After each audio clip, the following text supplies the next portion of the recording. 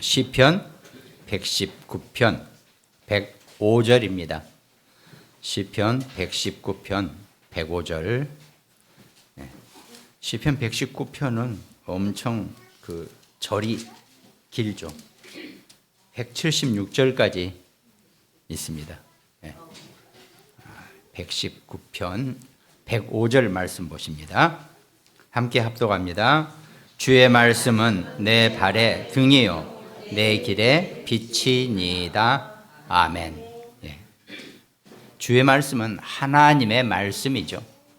여러분과 제게 주어진 하나님의 말씀은 일단 성경 말씀입니다. 우리가 말씀 그러면 제일 첫 번째가 로고스, 하나님의 말씀이 있습니다. 그리고 그 말씀이 이렇게 강단에서 설교자에 의해서 선포된 말씀이 있습니다. 그리고 또 그 하나님의 말씀과 선포된 말씀으로 말미암아 내게 임하는 말씀, 내가 붙잡은 말씀이 있습니다.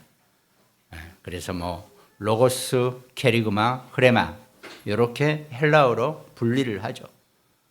그 옛날 언어인데도 말씀을 하나 가지고도 이렇게 분리를 했어요.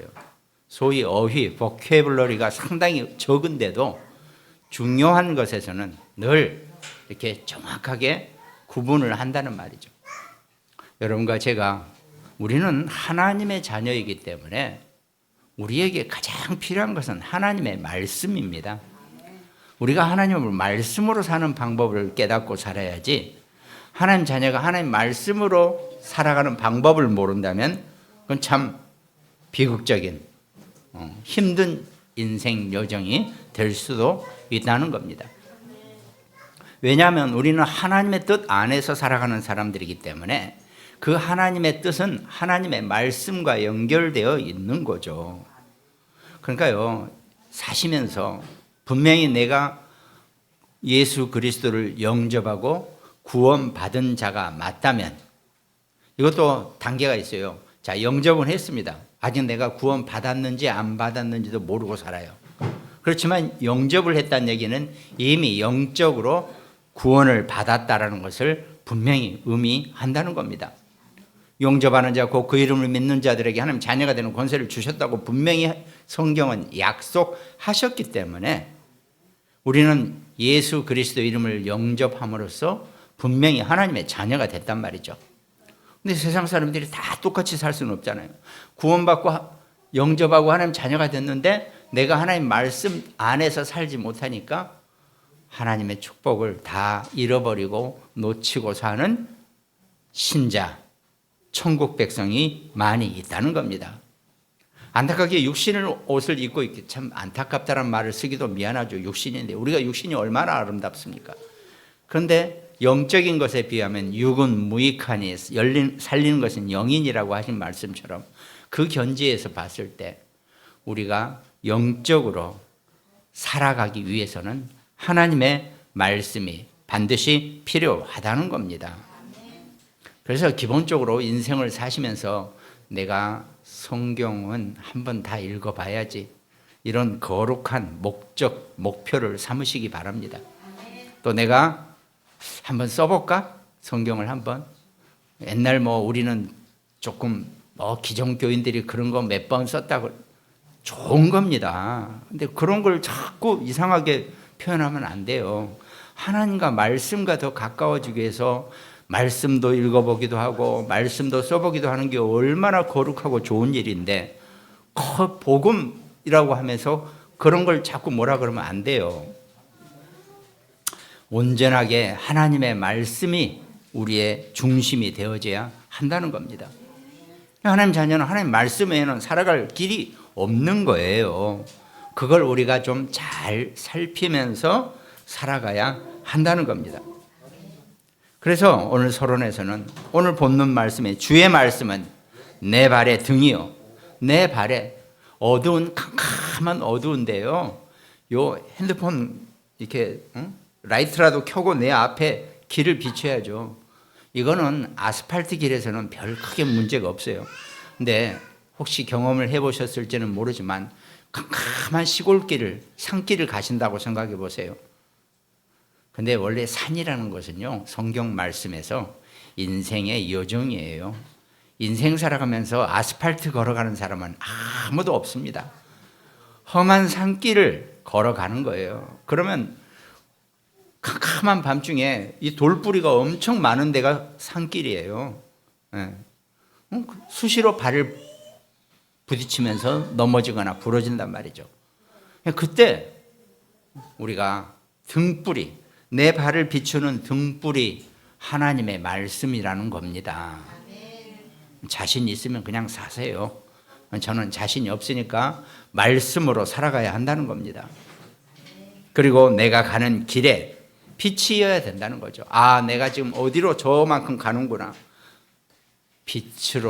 빛을 따라 내 길을 가는 겁니다. 오늘 말씀이 그런 내용이에요. 그래서 서론에는 말씀이 우리에게 주시는 축복을 시편 속에서 오늘 시편 119편에서 한번 다 찾아보려고 합니다. 첫 번째, 말씀의 율법적인 권위도 있습니다. 말씀은 지키라고. 그러니까 원래 하나님의 말씀은 언약이에요. 약은 뭐냐면 약속이라는 뜻입니다. 하나님이 우리하고 상의하지 아니하시고 일방적으로 우리와 약속하신 것이 성경의 말씀이 하나님의 말씀이라는 겁니다. 약속은 뭡니까? 지키라고 있는 겁니다. 인간 세상에서도 지키고 살아야 되겠지만 하나님은 약속의 하나님이시라고 하죠. 하나님은 절대로 약속을 안 지키실 수도 없고 안 지키실 리도 없으신 분이 하나님이십니다. 하나님이 성경에서 하신 말씀은 전부 다 여러분과 저 인구리에게 구원받은 자기 백성에게 지키려고 하신 말씀이라는 것을 우리가 먼저 정확하게 이해해야 한다는 겁니다. 그러니까 어떤 말씀을 내가 지금 오늘 읽는다 하더라도 그 말씀이 하나님이 내게 주시는 약속의 말씀인 거죠. 그럼 내게 성취가 되어지고 그것이 나의 말씀이 되는 겁니다. 말씀을 대할 때 우리가 어떻게 살아요? 이것만 제대로 해도요, 뭘 어마어마하게 뭘 복잡하게 그런 신앙생활 안 해도 됩니다.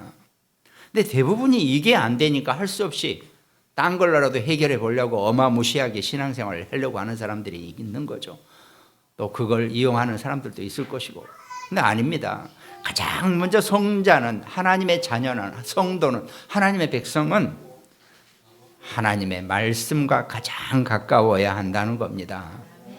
험한 세상, 험한 산길을 걸어가는데 그거 내 발에 등이 없고 길에 빛이 없으면 못 가는 거죠. 그게 여러분과 제가 살아가는 인생입니다. 신앙생활입니다. 그래서 말씀의 서론에는 말씀이 우리에게 주시는 축복 중에 첫 번째가 말씀의 율법적인 힘이라 그랬습니다. 말씀은 때로는 우리도 같이 지키는 거죠.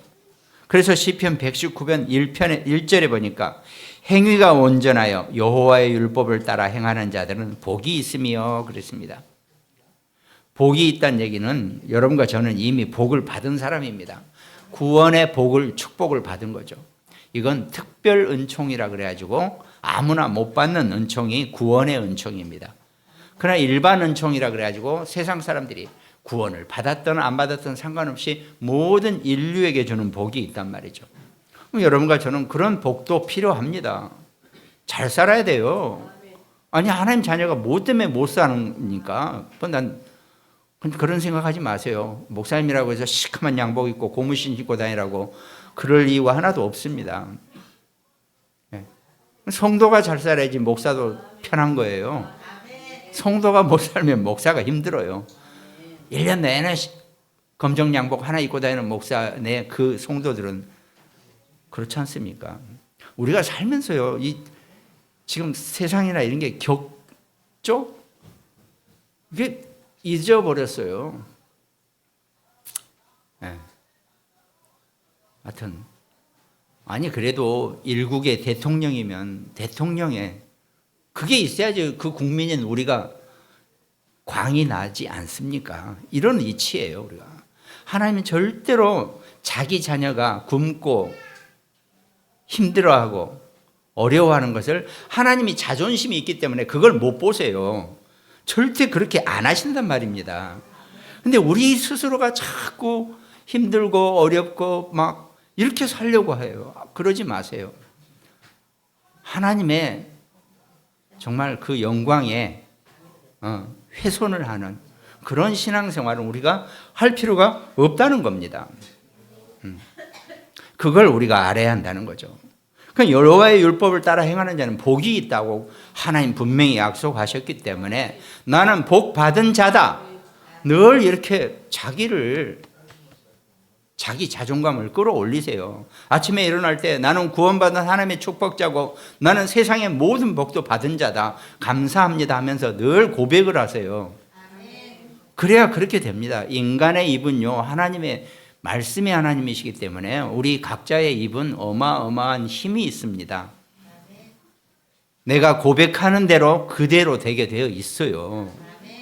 그게 우리를 만드신 하나님의 형상의 능력이고 축복입니다.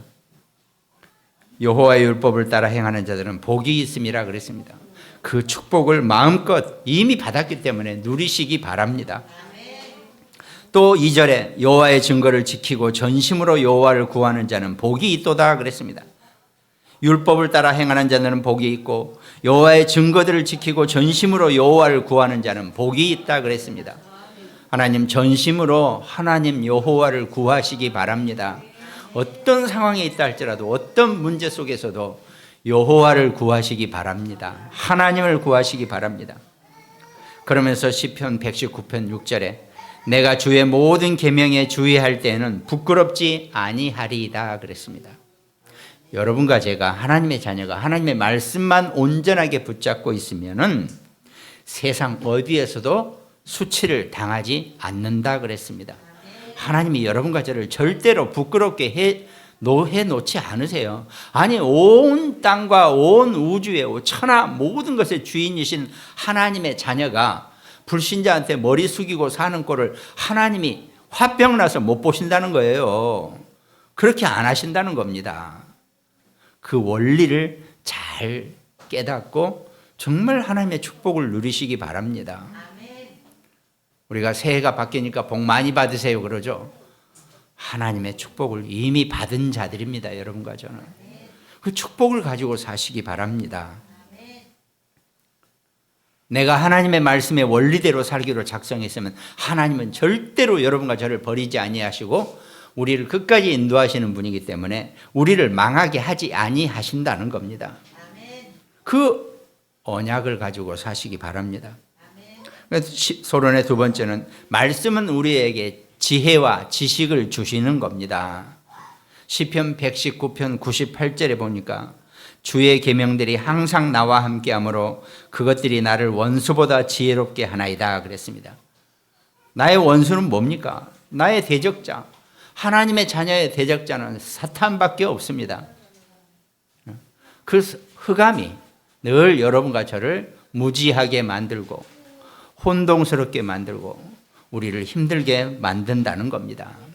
우리가 적어도 그것들보다 더 지혜로운 자가 되기 위해서는 나와 항상 말씀이 함께 하신다는 것을 잊지 마시기 바랍니다.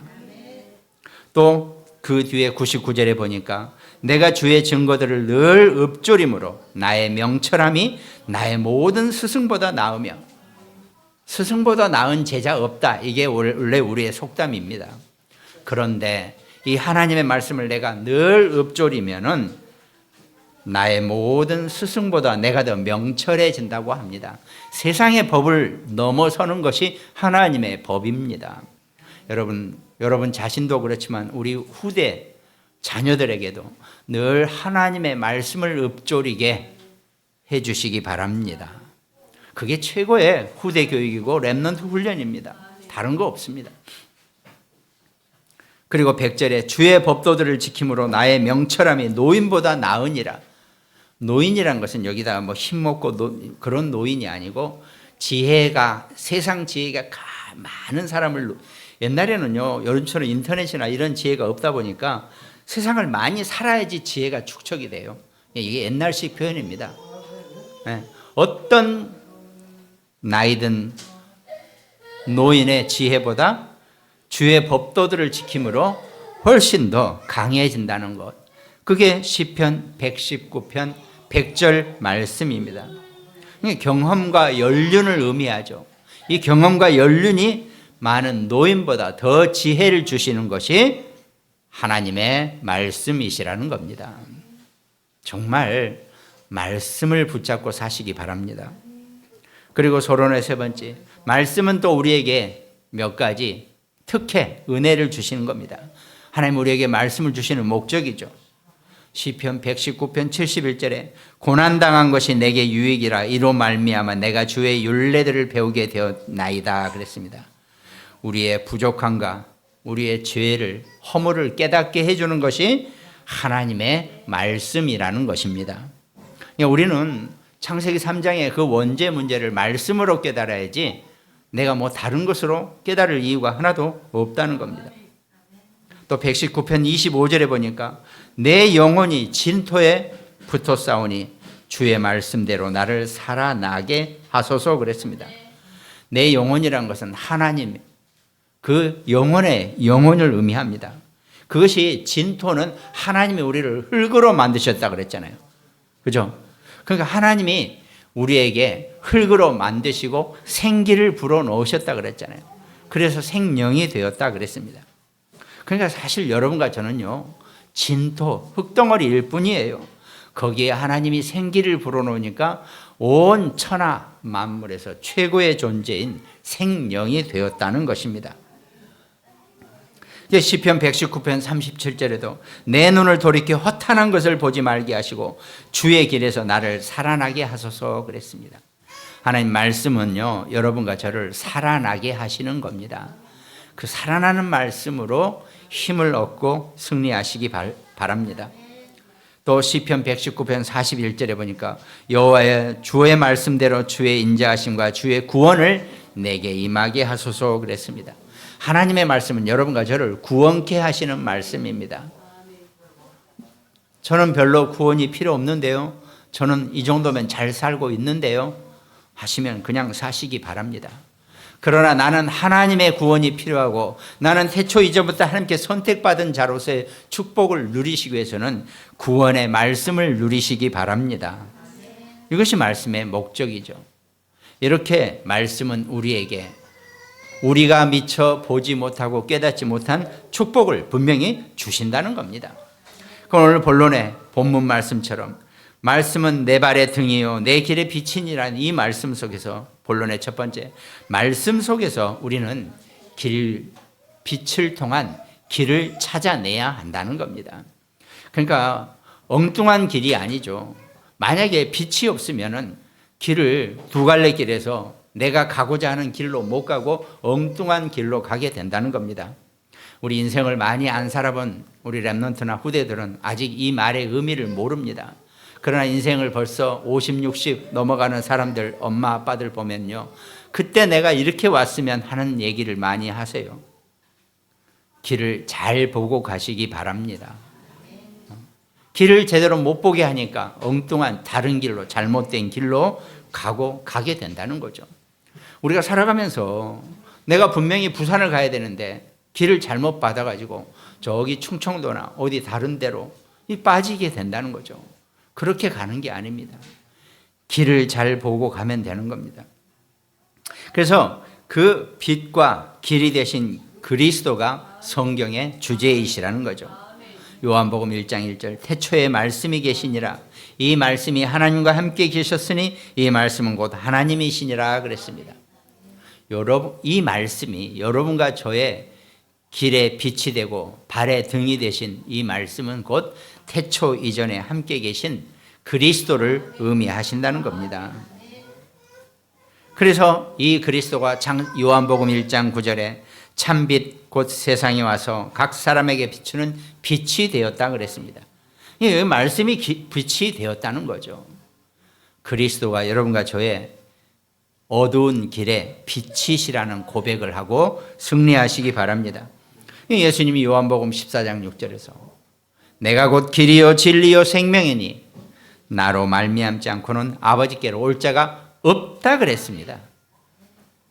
그리스도 아니고서는요 온전한 길 가려고 꿈도 꾸지 마시기 바랍니다.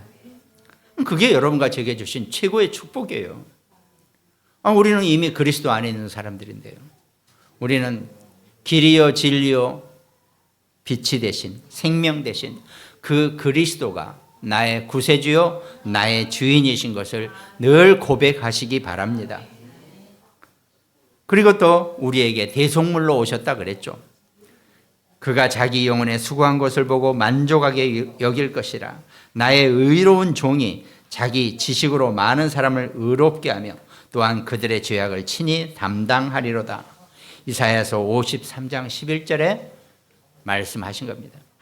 친히 하나님이 나의 의로운 종이라는 것은 그리스도를 의미하죠. 종으로 오셨다 그랬습니다. 자기 지식으로 많은 사람을 의롭게 하며 그들의 죄악을 친히 담당한다고 성경은 약속하셨다는 겁니다. 마가복음 10장 45절 인자가 온 것은 섬김을 받으려 함이라 도리어 섬기려 하고 자기 목숨을 많은 사람의 대속물로 주려 함이라 그랬습니다. 대속물로 오신 그리스도를 말씀 속에서 찾아내시기 바랍니다. 그리고 또 하나가 흑암을 꺾으신 그리스도이십니다. 창세기 3장 15절에 내가 너로 원수가 되게 하고 네 후손도 여자의 후손과 원수가 되게 하려니 여자의 후손은 네 머리를 상하게 할 것이요 너는 그의 발꿈치를 건드리게 될 것이다. 이 정도예요. 창세기 3장 15절도요. 여자의 후손이 네 머리를 상하게 한다는 것은 상하게라고 애매한 표현인데 상한다는 것은 조금 찔러서 피 한 방울 나게 하는 것도 상하게 하는 거예요. 그게 아니라 가루로 만들어 버리겠다는 뜻입니다. 상하게 하는 거. 그 다음에 너는 사단 마귀 너는 그 여자의 후손의 발꿈치를 상하게 할 것이라. 발꿈치는요. 우리 발꿈치 이렇게 있지 않습니까? 발꿈치 뒤에 상하게 해보세요. 걷지도 못하고 힘들어요. 그것도 우리한테 치명적이죠. 원문에는 그렇게 해석하는 게 아니고 발꿈치라고 해석하는 게 아니라 발그림자였습니다. 그러니까 사단은 맨땅 치는 겁니다. 우리를. 발그림자를 때리는 거지 우리 몸에 털끝 하나도 못 되게 되어 있어요. 우리가 그냥 복음적으로 성경을 보면 됩니다. 사단은 여러분과 저를 털끝 하나도 못 건드리게 되어 있습니다. 우리의 그림자만 때리는 거죠. 뒷땅이라고 그러죠 보통. 속지 마시고 승리하시기 바랍니다. 사단은 여러분과 저를 어떻게 할 조금만 힘은 있는데 하지 못해요. 그리스도 때문에. 이게 우리 인생의 삶이고 여러분과 제가 살아가는 삶의 요정입니다. 이걸 보시면 되는 거죠. 그리고 본론의 두 번째는 그 길에 빛을 발견한 자에게는 엄청난 능력이 그 능력을 우리가 나타날 수 있다. 능력이 보게. 그러니까 길을 가는데 캄캄한 길에서는 내가 갈 수가 없어요. 그러나 빛이신 그리스도가 나의 길을 비추고 있다면 나는 그것으로 힘을 얻고 능력을 얻게 되어 있다는 겁니다. 그래서 베드로도 부활하신 그리스도를 만나고 나서는 은과 금은 내게 없으나 내게 있는 이것을 그리스도를 네게 주노니 나사렛 예수 그리스도 이름으로 일어나 걸으라 하고 담대해질 수가 있다는 겁니다. 그 베드로가 어떤 사람입니까? 예수님 제자, 내가 예수님을 위해서 목숨도 바치겠다고 따라다니다가 예수님이 붙잡혀 가니까 어떻게 됐습니까? 나 저런 사람 몰라. 나 저런 인간 몰라. 그러다가 세 번째 부인할 때는 나 저런 XX 몰라. 이 정도 표현까지 한 자가 베드로입니다. 하나님은 여러분과 저의 어떤 표현도 다 우리가 연약한 육신을 가지고 있는 존재이기 때문에 인정해 주시고 이해해 주십니다. 그러나 그거를 딛고 베드로는 부활하신 그리스도를 만나고 나서는 은과 금은 내게 없거니와 내게 있는 이것을 네게 주노니 나사렛 예수 그리스도 이름으로 일어나 걸으라고 담대하게 그리스도를 선포할 수 있게 된다는 겁니다. 천하의 구원 얻을 만한 다른 이름을 우리에게 주신 일이 없다라고 베드로가 고백을 합니다. 그런 능력이 여러분과 제게 우리 후대에게 렘넌트들에게 생겨날 겁니다. 그러니까 바울도 사도행전 27장 24절 바울아 두려워하지 말라 네가 가이사 앞에 서야겠고 또 하나님께서 너와 함께 항의하는 자를 다 네게 주셨다 그랬습니다.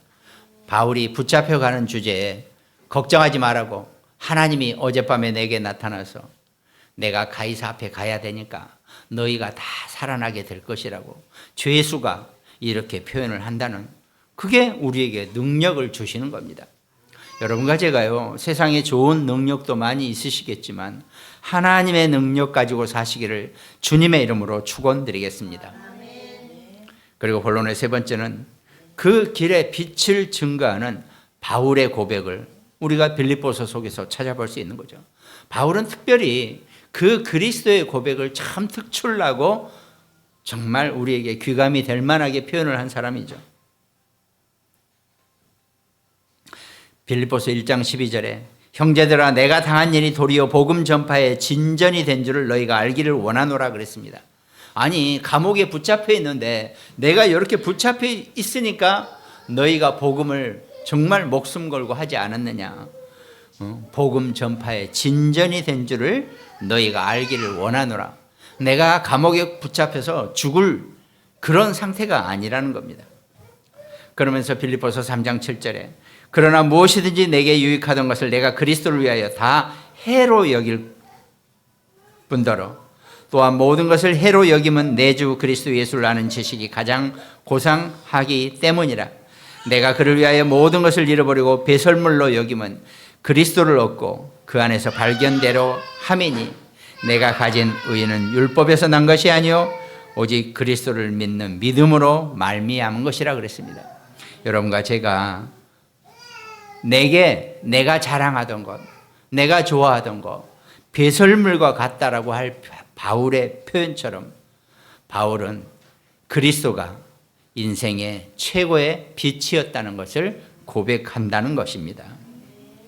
그러니까 바울은 그때부터 빌립보서 4장 11절 내가 궁핍함으로 말하는 것이 아니라 어떠한 형편이든지 나는 자족하기를 배웠느니라.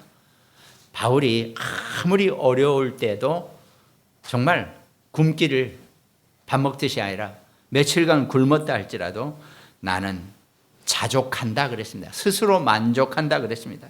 나는 비천에 처할 줄도 알고 풍부에 처할 줄도 알아. 모든 일 곧 배부름과 배고픔과 풍부와 궁핍에도 처할 줄 아는 일체의 비결을 배웠노라 그랬습니다. 그러면서 고백하죠. 내게 능력 주시는 자 안에서 내가 모든 것을 할 수 있느니라 그랬습니다. 하나님 여러분과 제게 우리 자녀들에게 능력을 주시는 하나님이십니다. 없다고 절대로 비참하거나 쇠약해질 이유가 하나도 없다는 겁니다. 하나님 우리에게 능력을 주시기 때문에 그 능력 안에서 모든 것을 하는 정말 축복받은 인생 되시기를 주님의 이름으로 축원드리겠습니다. 하나님 우리에게 우리 자녀들에게 그 능력을 분명히 주실 것입니다. 그리고 결론에 그래서 우리는 말씀의 실체이고 말씀의 본체이신 이 그리스도의 5가지 의미를 5 그리스도를 우리가 나눠서 보면 된다는 겁니다. 그 첫 번째가 그리스도는 영세 전에 계셨다 그랬습니다. 요한복음 8장 56절에 너희 조상 아브라함은 나의 때 볼 것을 즐거워하다가 보고 기뻐하였느니라 그랬습니다. 아브라함이 날 믿고 구원받았느니라 그랬습니다. 아니 예수님이 그 어마어마한 이 유대인의 조상 수백 년인지 수천 년인지는 아무튼 그 조상 아브라함이 나를 보고 기뻐했다라고 얘기한단 말이죠. 그러니까 바리새인들이 기가 막힌 거죠. 너 아직 50도 안 됐는데 실은 30 몇 살이죠. 31, 2살. 50도 안 된 네가 50년도 못 산 네가 수백 년 전에 그 아브라함 우리 조상 아브라함 너를 어떻게 아느냐 이렇게 얘기한 겁니다. 이게 시공간을 초월하신 하나님의 능력이고 여러분과 제가 늘 놓치지 말아야 될 시공간의 능력입니다. 하나님의 말씀과 하나님은 시공간을 초월하시는 능력이 있다는 겁니다. 예수님은 아브라함 이전에 계셨던 분이죠. 아브라함은 그 자기 이전에 있던 그리스도를 붙잡고 구원에 이르렀다고 예수님은 설명하고 계시는 거죠. 그러니까 그리스도는 영세전 그리스도이십니다. 그 그리스도가 요한복음 1장 14절 말씀이 육신이 되어 우리 가운데 거하심에 우리가 그의 영광을 보니 아버지의 독생자의 영광이요 은혜와 진리가 충만하더라 그랬습니다. 우리를 구원하시기 위해서 성육신하신 그리스도이십니다. 영세전에 계신 그리스도가 인간의 몸을 입고 성육신하신 그리스도로 그 그리스도가 십자가에서 못 박혀 죽으시고 부활하신 그리스도로 우리와 함께 하신다는 겁니다.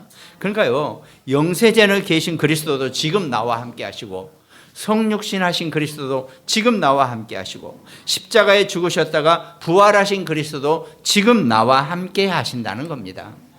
이것이 시공간을 초월하는 그 능력이고 역사고 원리입니다. 우리가 살면서요, 특별히 우리 후대 렘넌트들 시공간을 초월하신 하나님의 능력의 역사를 이해하지 못하면 늘 그 시간에만 묶여있는 그런 인생이 될 겁니다. 그러지 마시기 바랍니다.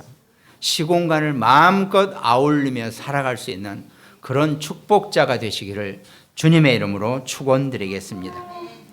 그 부활하신 그리스도가 이제 재림주로 이 땅에 반드시 오신다 그랬습니다.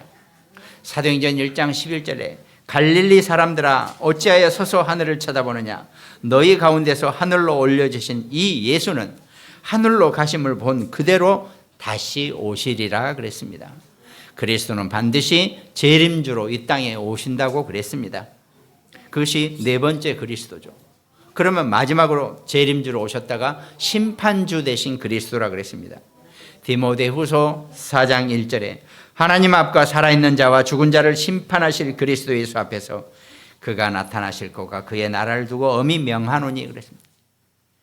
하나님 앞과 살아있는 자와 죽은 자를 심판하실 그리스도 예수라 그랬습니다. 그런데 여러분과 저는 그 심판의 대상이 안 된다는 얘기입니다.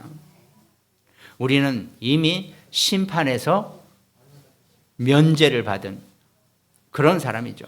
불신자의 지옥의 심판만이 있을 뿐이고 우리는 심판의 대상이 안 된다는 겁니다.